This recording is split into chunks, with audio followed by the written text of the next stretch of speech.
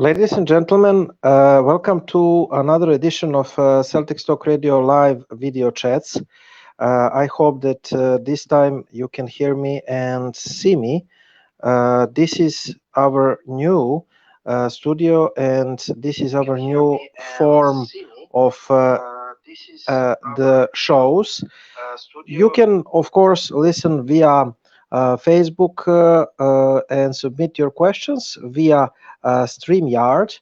And of course, you can enter the discussion by submitting questions under our links at our pages, Celtics Talk Radio page at the Facebook, We Bleed Green page at the Facebook, or you can submit the questions at our StreamYards. So our producer William Perkins and I are tonight live at our new studio, and our shows will be at the StreamYard from now on. Of course, all the shows at blogtalkradio.com are staying. Anyway, not to waste any time, we will try to recap for you every single game in the playoffs thus far.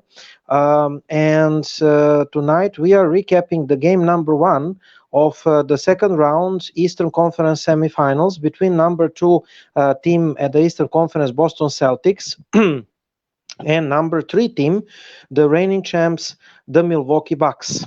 The Milwaukee Bucks defeated Boston Celtics 101-89 in game number 1, and they stole us the home court advantage from us. This is the game that we're going to recap to you.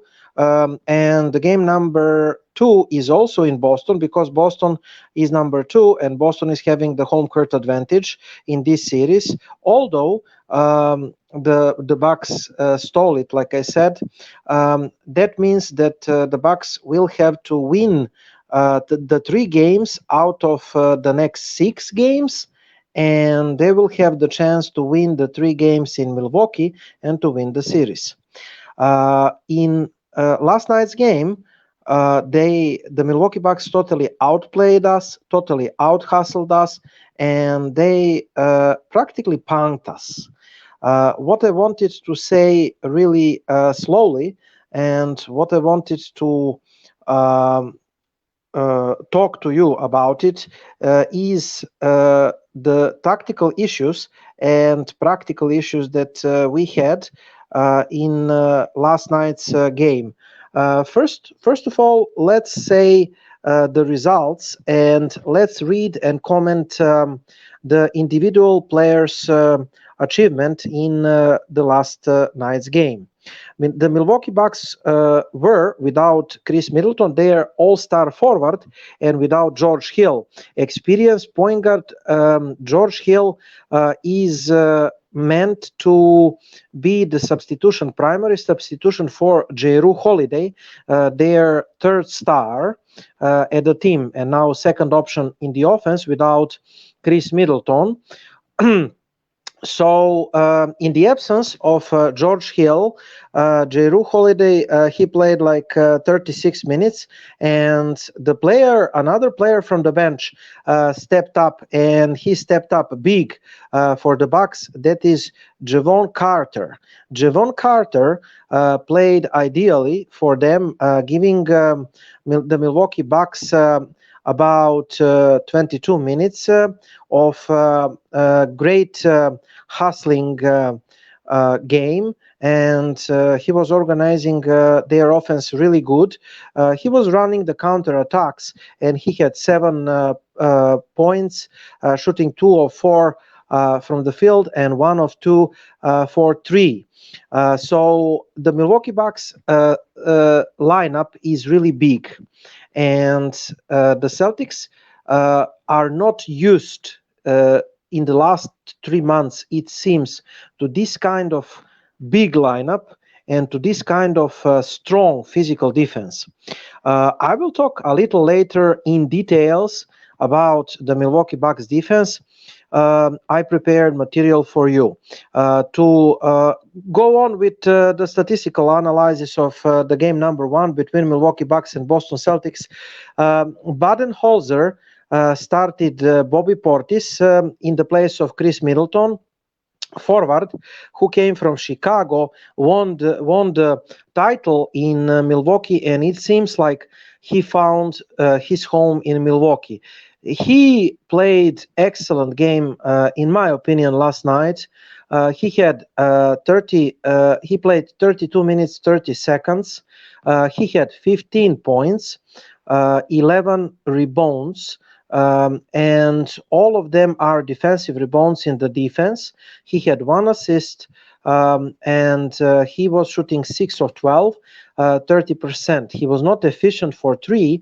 He shot it 2 of 7, but he was really useful, especially on the defensive end.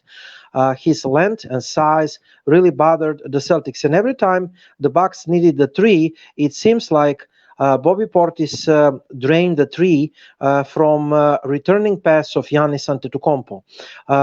Guarding Giannis and that kind of stuff will be discussed a little later. Giannis Antetokounmpo didn't have the best game of his career last night, but yet he found a way to be efficient, and he found a way to be useful with 24 points and plus 23 plus minus. Giannis Antetokounmpo shooted 9 of 25. That is why I'm saying that he was not efficient. In fact, Giannis Antetokounmpo and Jrue Holiday, they shooted combined around 40% or so field goal, and losing the game in which Giannis Antetokounmpo and Jrue Holiday are not efficiently shooting, and in which they are shooting like 40% combined, is not ideal for the Celtics. Anyway, Giannis Antetokounmpo played 38 minutes. He was the player of the game with 24 points, 13 rebounds, 10 defensive and 3 offensive rebounds, and 12 assists. He had 4 charges on him, 5 fouls, if I'm correct, and he shooted 9 of 25. He shooted all of 2 for 3, missed 2 threes, but that's not important. We guarded him primarily with Al Horford on him, and I thought that Al Horford played the best he could, and I really cannot complain anything about Al Horford and his defense on Giannis Antetokounmpo. He did his best. We exchanged the guardians on Giannis Antetokounmpo and the bodies, but he is the most powerful and the most dominant physically player in the NBA. So, I mean, there is nothing we could do better to guard Giannis. But, I will come to that a little later. His 12 assists really killed us. And that is what I'm going to talk when I talk about the tactical issues. Now, the third player that started, Brook Lopez. And man, Brook Lopez was the rim protector and the center that the Bucks needed. He played like 28 minutes, only 6 points and minus 10. But that plus minus statistic is not telling the truth. He had 10 rebounds, he had 3 blocks, and despite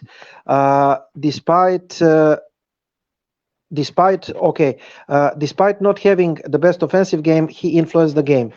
We will go to a little pause for me to grab the coffee, and then we will continue.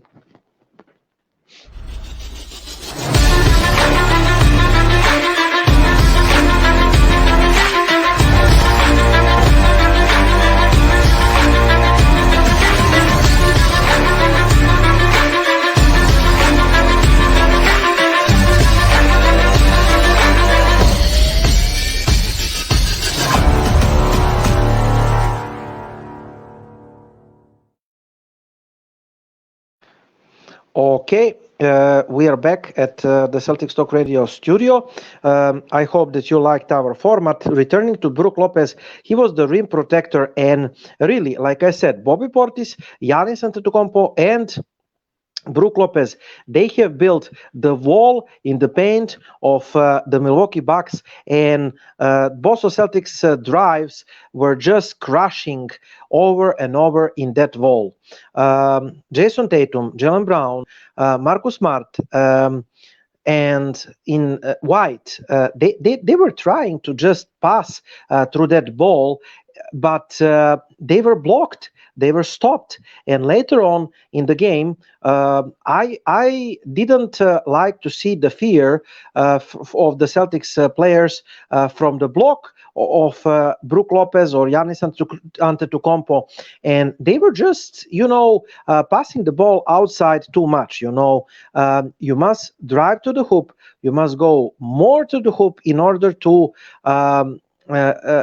win this kind of playoff game. And as a result, we had like 50 threes made and 15 threes scored, which is not the ideal solution, but we had only 10 attempts, field goal attempts for 2 pointers, and we broke negative records in the NBA. This is how our offense miserable was. So our defense was not the best that we could play against Milwaukee Bucks. Our defense was solid, not blistering, but our offense was horrible, and partially to our misses and our bad decisions on the offense, but also partially to Milwaukee Bucks defense, who reestablished their defense that brought them the championship 1 year ago. Another starter, Wes Matthews, he played like 28 minutes, five points, and 2 of 7 shooting, 1 of 6 for 3. He didn't have the good game. Anyway, offensively, but defensively, he rotated on Tatum, Brown, and he did solid job in preventing the Celtics to take the corner threes. The Celtics had, if I'm correct, 2 of 6 or 3 or 6 corner threes. What does that mean? The corner threes are the most efficient shoot for the threes for the Celtics in the season, and the Bucks, with their defense, they prevented and clogged the paint. It was like backline defense in the paint, and they were rotating from the help at the first line of pass, and they were rotating in order to prevent the first pass easy look for the three-pointer from the corner. So that resulted only 6 attempts from corner for the Celtics for the threes, and that resulted a lot of threes taken about the break threes, which are really hard threes to hit. That is why we were not efficient for the 3-pointers, but I must say that we missed a tons of open threes. For example, Peyton Pritchard, I don't want to separate him. He missed in fourth or third period combined like 4 open threes. Which is not ideal, of course. But again, to continue, Jrue Holiday, he was underlined man of the match for me beside Giannis. He took over position number 2 in the offense. Actually, he was the most efficient player in the Bucks lineup with 25 points and 9 rebounds, 5 assists, 8 of 20 shooting, which is not ideal, and also 3 of 5 for threes, which is 60%. Every time that the Bucks needed a basket or the threes, Jrue Holiday just scored the 3 for the Bucks. He was guarding Tatum, and he had good track data in guarding Jason Tatum this season. And also he rotated well from the first line of pass. Again, Jrue Holiday is really a very important member of their team, with Middleton out, the second most important part of their team besides Giannis Antetokounmpo. Grayson Allen, our friend that we passed and didn't draft, from the game number 3 in Chicago, if I'm correct, he found his groove. He was scoring like 3, 4, 5 threes per game, and he's fearless, man. He's not the most sympathetic player at the world. I'm sure that majority of the Celtics fans just hates just hate Grayson Allen, but he's giving the third scorer to the or the fourth scorer to the Bucks, and he's always ready to punish the bad defense of the Celtics. He didn't have like 20 points game, but he had 11 very important points, 4 of 8 shooting, and including 3 of 6 for threes. A couple of threes were bad defense of the Celtics. One transitional defense mistake, and one mistake, if I'm correct, in the first half or the third period, cannot remember, when we were overhelping, and that is the mark of our defense in that game on Giannis Antetokounmpo. I thought majority of the game, Marcus Smart overhelped to Giannis at the first pass, and of course, when he's doubled down at the low post at the elbow, he just made a pass to open Grayson Allen and bang the three. So we must correct those kind of things. There is really no need to rotate from the shooter on Giannis and to double team him down low.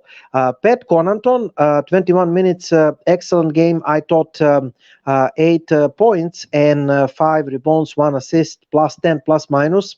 Pat Connaughton, 3 of 6 shooting and 2 of 4 for 3, 50%. Again, another steady shooter who is going to play to you, steady defense, and who is going to run on the counter attacks for you, and who is going to spread the floor in the offense and hit the threes whenever they need him to do. Javon Carter, I mentioned him. Like I said, he did really good minutes with Jrue Holiday on the bench, and because the Bucks didn't have George Hill, and who knows if and when George Hill will return to the lineup. George Hill is their primarily point guard at the second unit, but Javon Carter did very well. He ran in transition. He was leading the floor, leading the ball, and he even hit the three, if I'm correct, in the fourth period, at my surprise. The other players from the bench, I mean, they played very little to mention. At the Celtics, of course, Jason Tatum, like 40 minutes, 21 points. I mean, he had statistically a solid game, but not efficient game. He was shooting 6 of 18, if I'm correct, 4 of 9 for threes, and plus minus 8. Not the most efficient game. He also guarded Giannis at stretches. I don't think that he should guard Giannis too much, because we need him because of his offense, his offensive motor, and the leader at the offensive end. So he must save his strength and freshness for the fourth period of every single game to take over the game for us. Al Horford, I thought that Al Horford did the best he could, 36 minutes and 30 seconds, primarily guardian of Giannis Antetokounmpo, 12 minutes, 10 rebounds, 4 of 11 shooting, 4 of 9 for threes. I thought that he should even shoot more for threes, because he became really reliable three-point shooter this season. And again, I thought that he guarded one-on-one Giannis the best he could in the first period and the first half. Really, I cannot ask for more from Al Horford. Robert Williams, 22 minutes, 30 seconds. He hurted himself in the second period a little. 6 points and he's dealing with injury. I think not the best game for him. He showed flashes. He was bugging Giannis and the others at the rim, but not the best game. The player that had, in my opinion, bad game, despite 38 minutes and 12 points, and he was minus 12. Despite having 12 points and 9 rebounds, do not let this fool you. He shooted only 4 of 13 field goals and 3 of 9 for threes. Is Mr. Jaylen Brown. I don't know if he's bothered by his injury, hamstring injury. That must be the case without shadow of a doubt. But what I'm afraid is that it's more psychological thing to Jaylen Brown more than injury thing. I'm sure that he will be okay physically for the next game, but I wonder, is he going to be mentally ready for the next game and challenge? Because in Jaylen Brown's case, if one or two shots are not going in for him, he kind of enter the mental barrier, and he is just in the whole game. I thought that was the case this very game.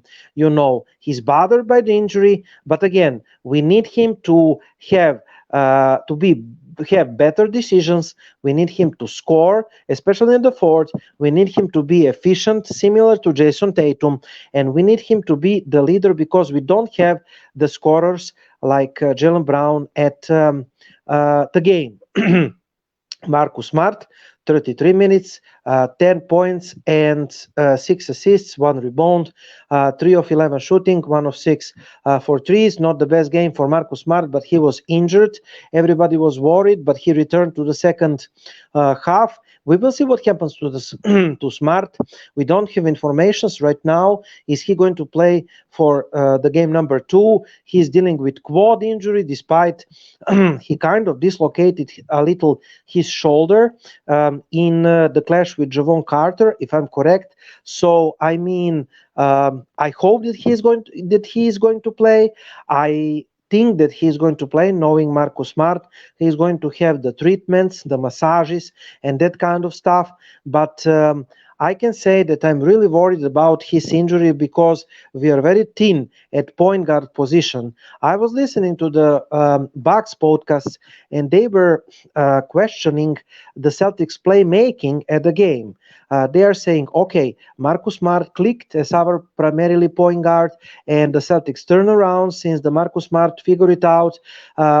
you know, the point guard role, but they were playing the strong half-court offense. And to tell you the truth, we didn't have the answer from the point guard positions, either primarily point guard position or secondary point guard position. And another man guilty for that point guard bad game, to say that way, is Derek White. 17 minutes, 10 points, 4 rebounds, 1 assist, 2 of 8 shooting, 2 of 3. Really, he was really bad to horrible in the first half. I thought the Bucks went into series when he entered the game in the first or in the beginning and at the beginning of the second period, if I'm correct, or at the end of the first period. I cannot remember.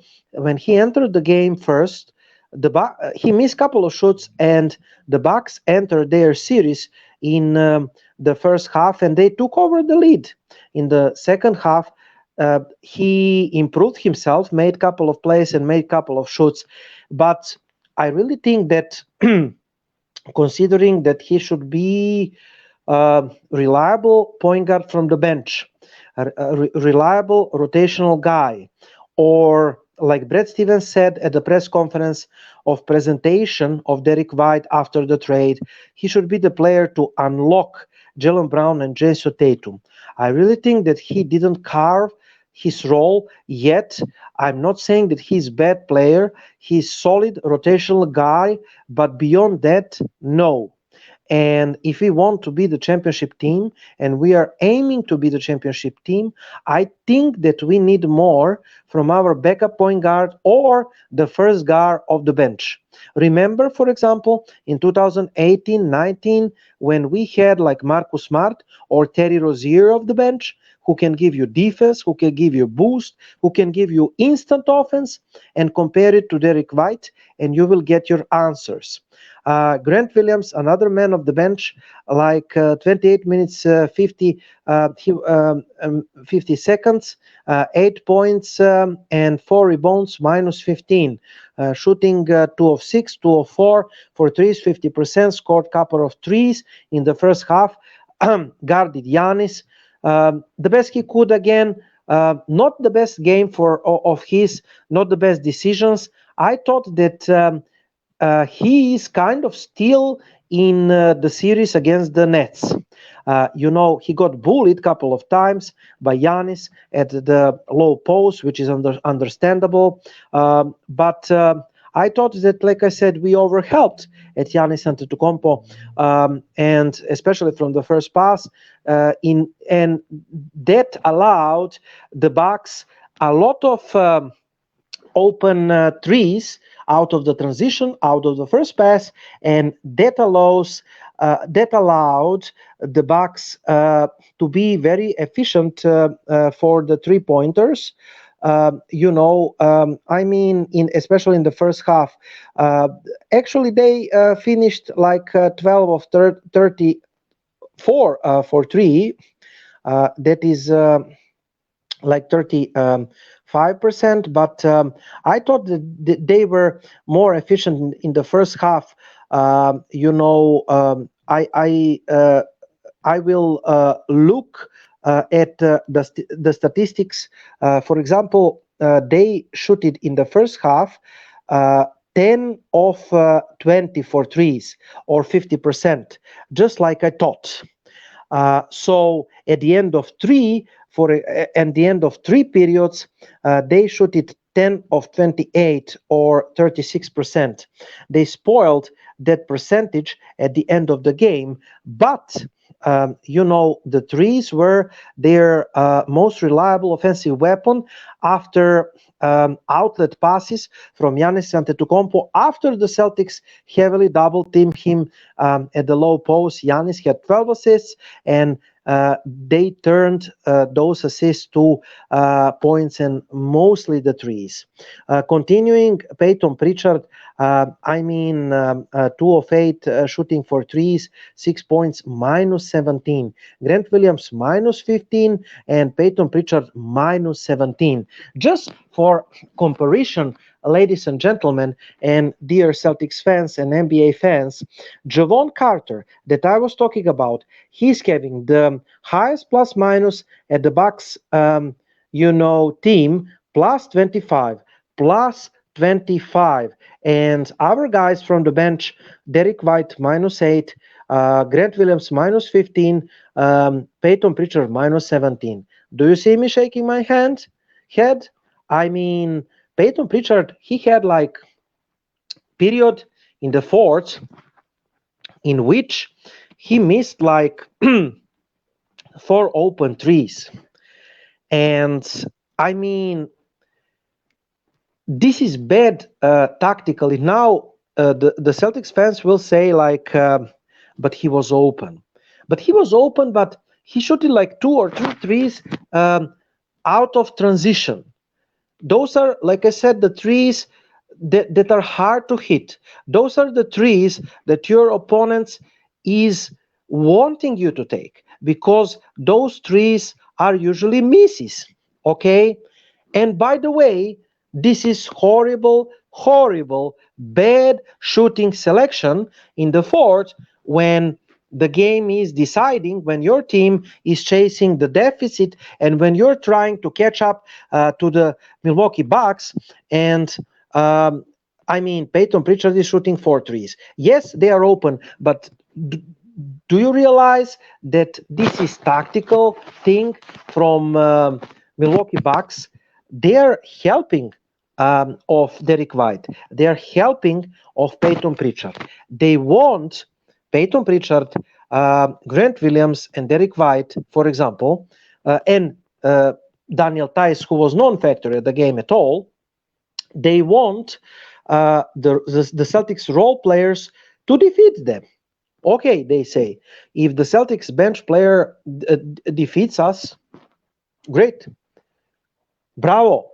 But that's a gamble, defensive gamble, and when I'm talking about adjustments at the game number 2, do not take the first shoot that is presenting to you, dear Celtics, if you watch this.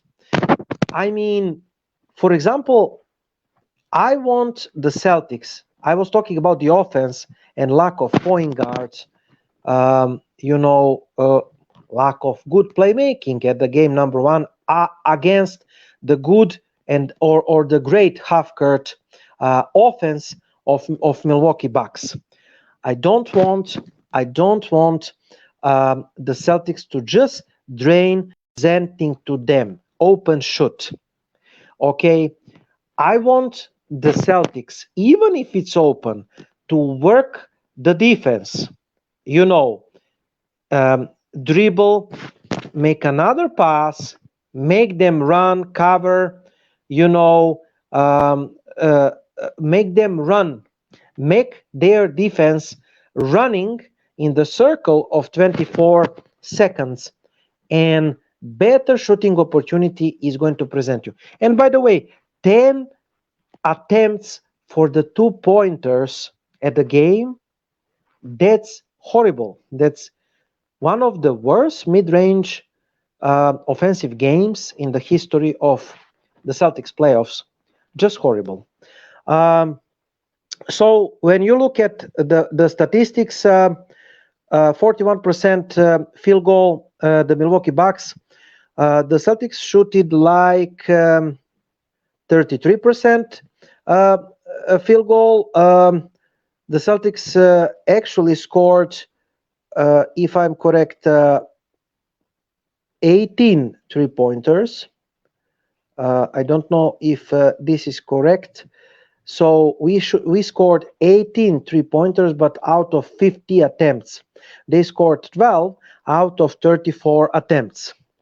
What does that mean? That we had like plus 18 from the 3-point line, but it didn't save us. Why? Because when you look at points at the paint, the Bucks had 34 points at the paint, and the Celtics had 20 points at the paint. So the Bucks had plus 14 points at the paint, and they shot it like 17 of 42 in the paint. Celtics shot it 10 of 31 in the paint, or the Bucks had 34 points in the paint, like I said, and the Celtics 20. The second chance points, one of the killers, the Bucks 19 and the Celtics 14. So plus 14 points in the paint, Bucks, plus 5 second chance points, and what was the true killer? The fast break points. I repeat, Giannis, Jrue Holiday, Pat Connaughton, and the others. I mean, 28 fast break points, 10 of 15 shooting, and the Celtics 8 points, 3 of 10. So we had plus 18 from the threes. They had plus 20 fast break points, plus they bullied us in the paint, plus 14. And this is the story of the game, ladies and gentlemen. Now I'm going to talk a little about the game, and then I'm going to explain that I promise about the Bucks defense. So, like I said, Tatum finished with 21 points, but it came of 6 of 18 shooting. Despite going 4 of 9 from beyond the arc, he earned 5 points at the charity stripe, but he missed 3 other free throws. Tatum also distributed 6 assists. He grabbed 6 rebounds. and he had pair of steals.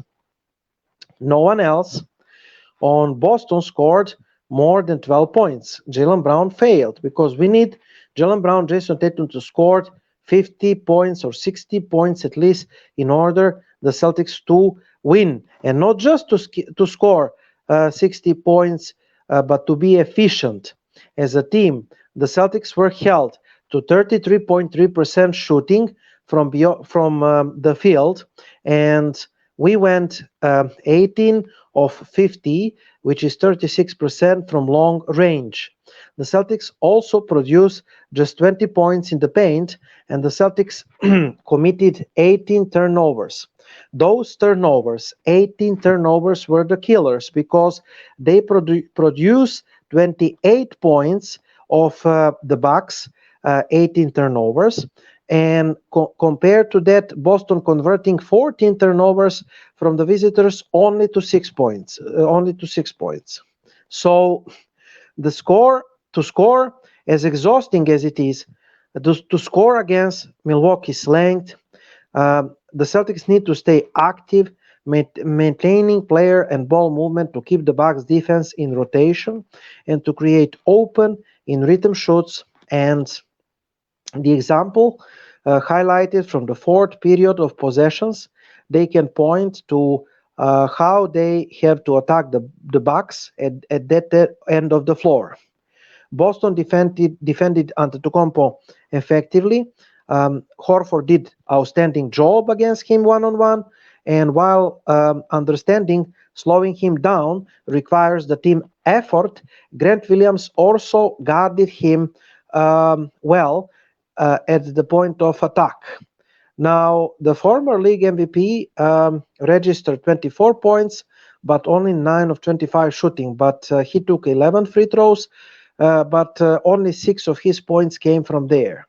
For most of Game 1, the Celtics struggled to find the rhythm offensively, playing indecisively and with bad organization against half-court offense of lengthy Bucks and against physicality of the Bucks defense that stifled Boston, and they were packing the paint just like backline defense to protect the rim and to protect the corner threes, but still being able to challenge three-pointers to limit many attempts from the corner.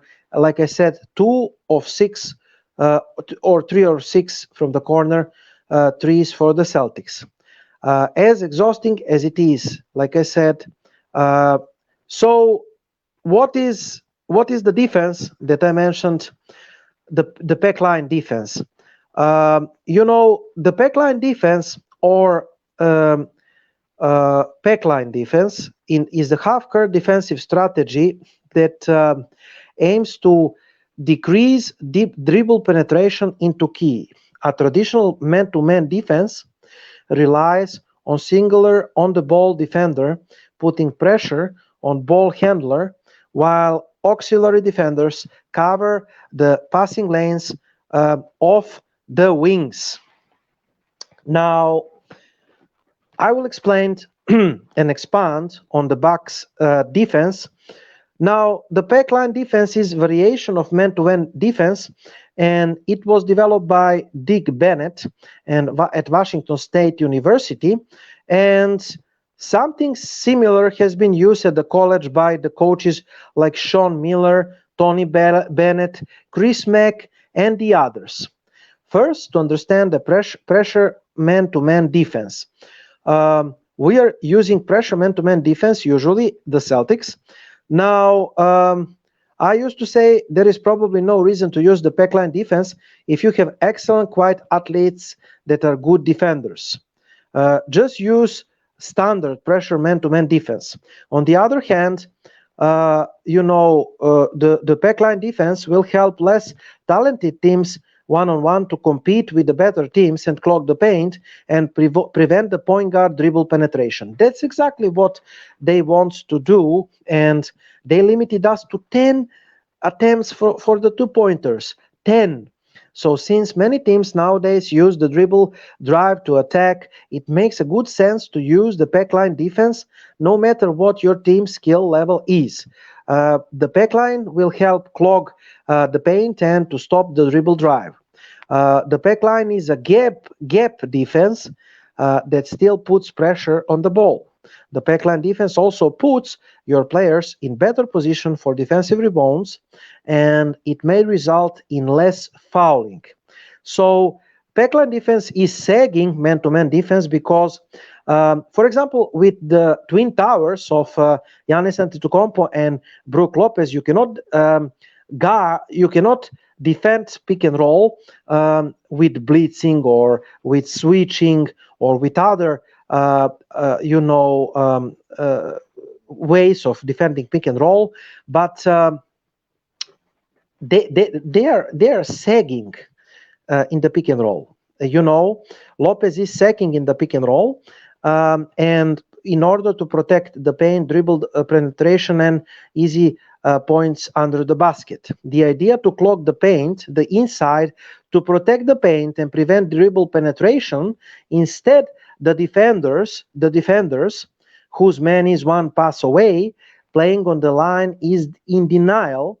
They sag back inside the imaginary pack line. Pack line is 1 or 2 feet away from the arc, and the 4 defenders of the ball are positioned inside that line, pack line. Now, one defender outside, Jrue Holiday, is pressuring the ball, while the other defenders, Giannis Antetokounmpo and Lopez, are inside.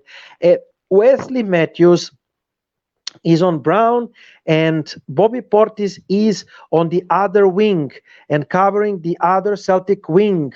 Tatum or Horford, dependingly on who it is. So one defender pressures the ball, and the 4 defenders of the Bucks are inside this imaginary pack line, and they are hedging the gaps. This allows the pass on the perimeter, but it closes down the gaps and prevents the dribble penetration. The primarily goal in any defense is to stop the ball. So, when the ball is on the perimeter, the on-ball defender is doing harassing, and they are pressuring the ball. So, I mean, just to get back to the Bucks defense and to look back at the last year's defense, the Bucks won more regular season games in the past 2 seasons, by their defense. So they found themselves on losing end of the playoff series against eventual Eastern Conference champions in both 2019 Toronto Raptors and 2020 the Miami Heat. The Bucks lost those 2 series for various reasons, including Mike Budenholzer's minutes managing, Eric Bledsoe bad playing, Giannis free throw shooting, etc., Giannis injury. Now, but of course, they figured it out the last season, and of course, they won the title last year because of Giannis Antetokounmpo all-round brilliance, Chris Middleton outside shooting, and their solid offense and their stifling defense. Milwaukee actually led the NBA in defensive efficiency in both 2018-19 and 2019-20 season. Meanwhile, the Milwaukee Bucks are trying to do something this season that has been done only 3 times since 1976. They have been trying and failed to finish the best defense in the league. In the regular season, the Celtics are the best defense in the league. Now, they are similar to Rockets. Of course, they changed personnel. Bobby Portis inside of DJ Augustin. Robbie Lopez is out. George Hill is injured. but they are using Daryl Morey at the Rockets, an analytical revolution, and they are taking it to the new heights, of course. Then they spent much of the last decade catching up to Houston, playing the Morey ball. Now, Milwaukee defense is very much based on the Morey ball principles, because the Budenholzer's Bucks decided that while opposing teams might want threes and the layups, now the Milwaukee defense is only willing to concede the threes and not the layups. You want layups? No, no, no, no, no, no. I'm not giving you. I'm going to give you contested two, or even not contested twos in the small amount, like we saw 10. But they're going to protect the paints by all costs, both with conservative drop-heavy pick and roll with the Lopez that I talk about, defensive schemes, and by weaponizing the help defense instincts of Antetokounmpo, Brook Lopez, and Jrue Holiday, and Connaughton, and the others. Wes Matthews is also solid. So Antetokounmpo, Lopez are the two, one of the best backline helpers in the defense in the entire league. And Giannis is ranking the first in the each possessions when acting as a help defender against opponent's drive per data. The Bucks bet has been that having Lopez and Giannis helping so aggressively results in near excision of a trim attempts of opponents shoot diet, and that is showing Milwaukee's willingness to let opponents launch as many threes, like the Celtics 50, as they want. For most of the part, that gambit to protect easy looks and easy layups and the threes has been more successful. That's statistics.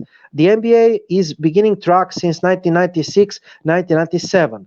From that season, 1996-1997, throughout 2019-20, no team's opponents ever attempted a smaller share of their shoots from within the 3 feet of the basket than any opponents. The last year's Bucks, they took only 22% of their shoots in that range from within the 3 feet of the baskets per basketball reference. Now, okay.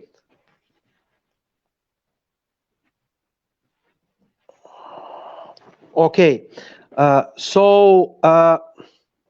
meanwhile, only two teams, like I said, 2019-20 Raptors and the Heat, ever allowed their opponents to take greater shape of their shoots from 3 points range than did last year's Bucks.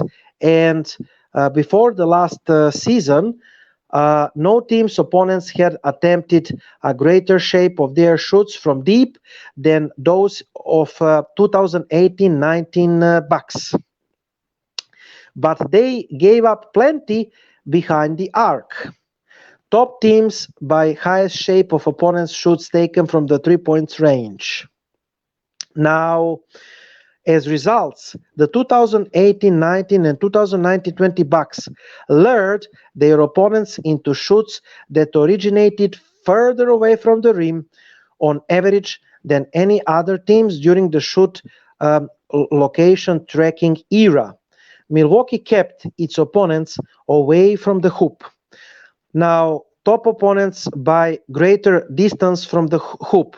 Milwaukee keeping opponents in 2019 20th and 2018 19th around 15 feet or 14 feet away from the baskets.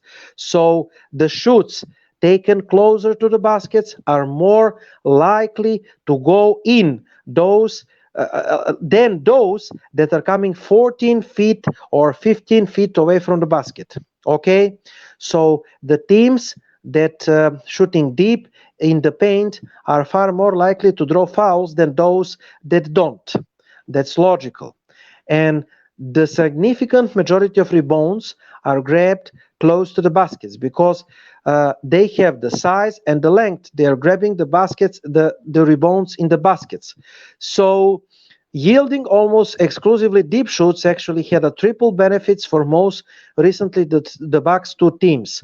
Not only did it drive opponents' shooting percentage down, but it also kept the Bucks from sending their opponents to the free throw line and allowing offensive rebounds. What does all to do this with the statistics? For example, ESPN Zach Lowe noted that both Van Gundy brothers had repeatedly praised Milwaukee's defense when appeared on Lowe podcast the last 2 years. Stan Van Gundy appeared to have taken a cue from them when building New Orleans defense. So the Pelicans are not the example, but the Bucks actually they are their opponents have taken the Bucks opponents have taken only 22.8% of the shoots from inside the 3 feet. That is not far off from last year's Buck 22.1%. This year's Bucks naturally are not that good in the regular season in the defense.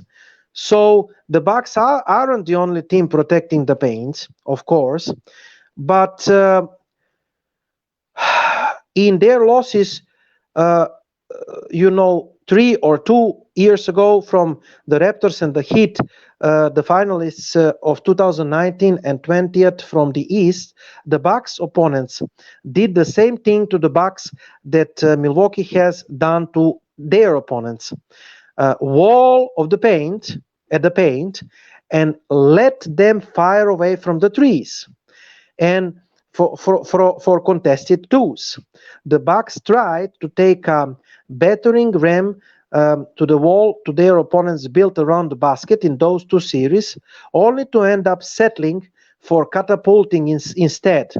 It didn't work. Milwaukee shot it 31% from deep in the loss to Toronto and 33% outside of the arc in loss to Miami, underscoring how of that style of defense works at its best.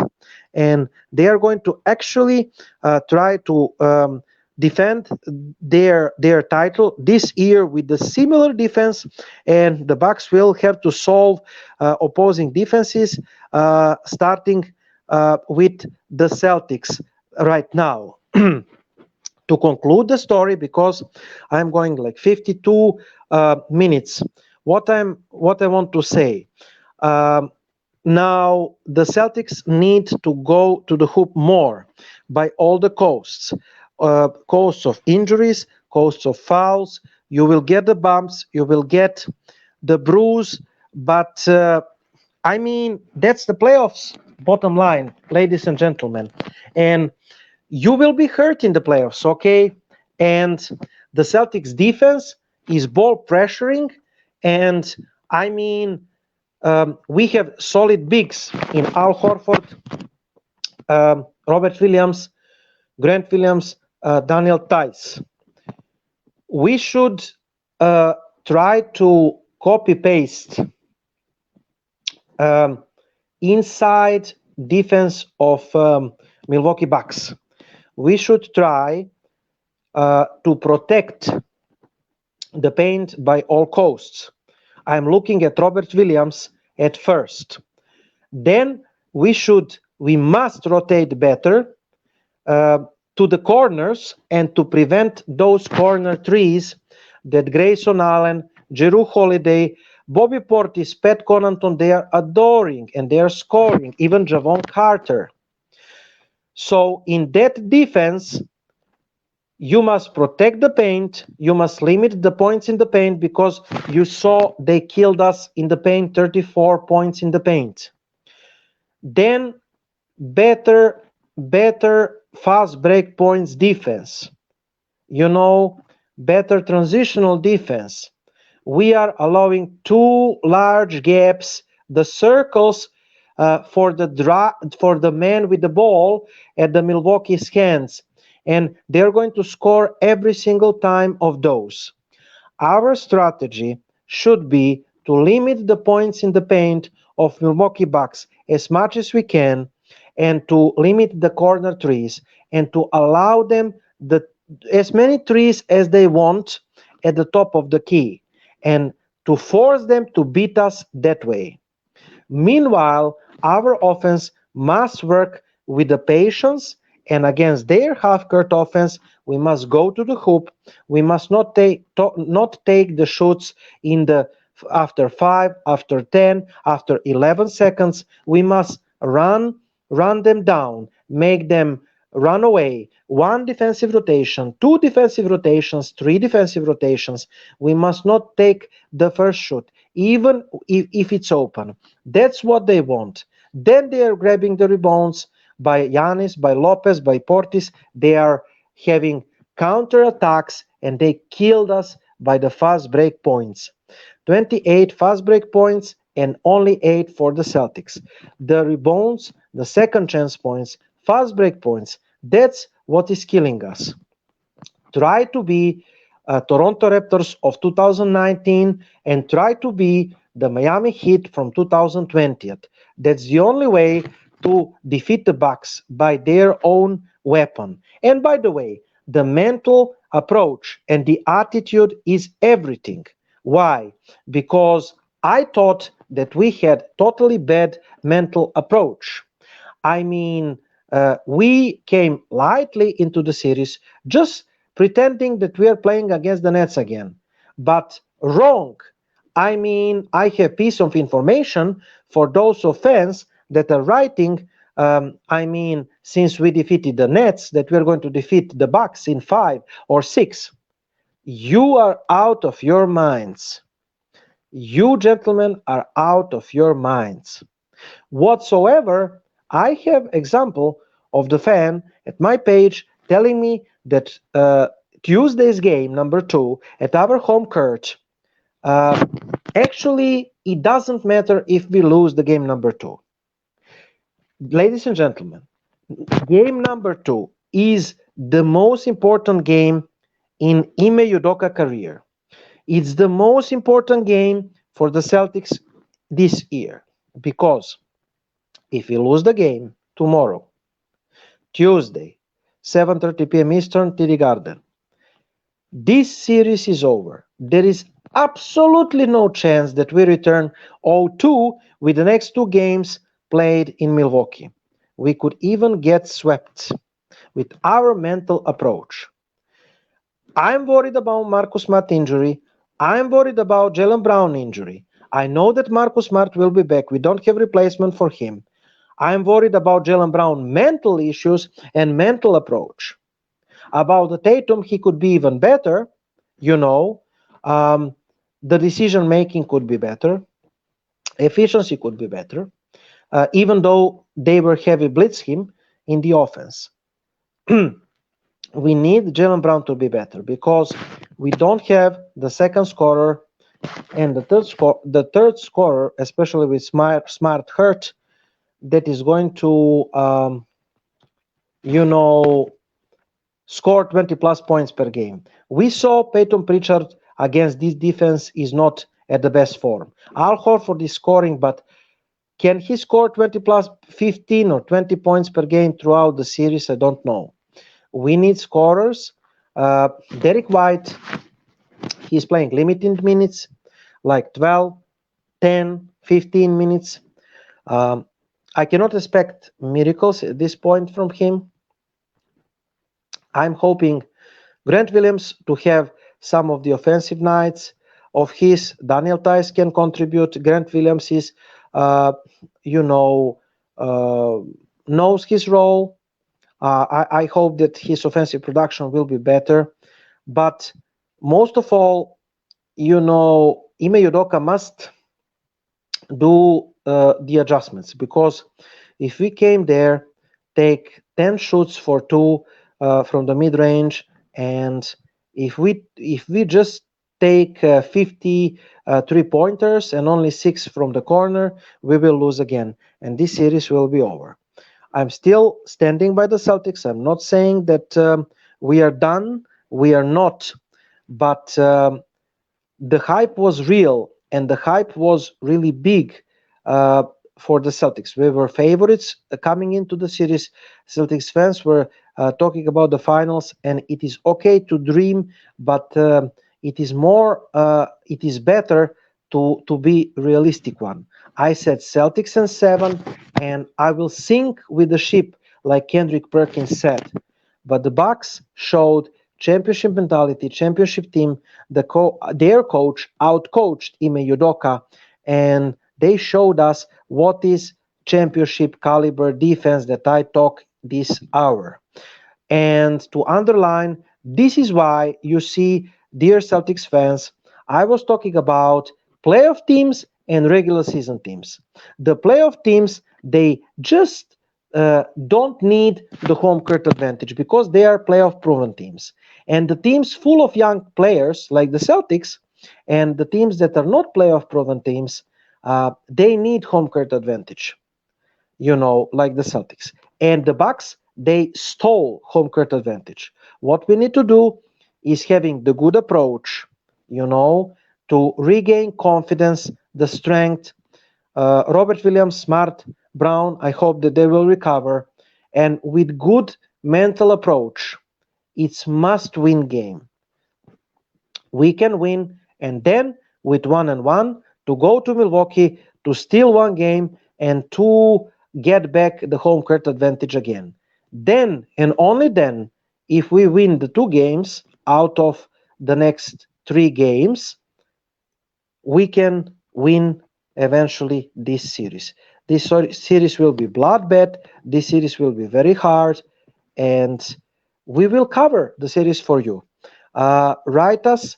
I'm Igor, and uh, hit us the questions, hit us the comments, and visit us at the Celtics Talk Radio page, at the Weebly Green page, our YouTube channel, Celtics Talk Radio YouTube channel, and also, of course, the StreamYard Celtics Talk Radio. We will advertise, and all our shows you can find at the YouTube. I hope that I will talk to you Wednesday, and I hope that I will recap the win in the game number 2 against the Milwaukee Bucks. Until then, I'm wishing you good night. I'm wishing you all the best. God bless you, and go Celtics.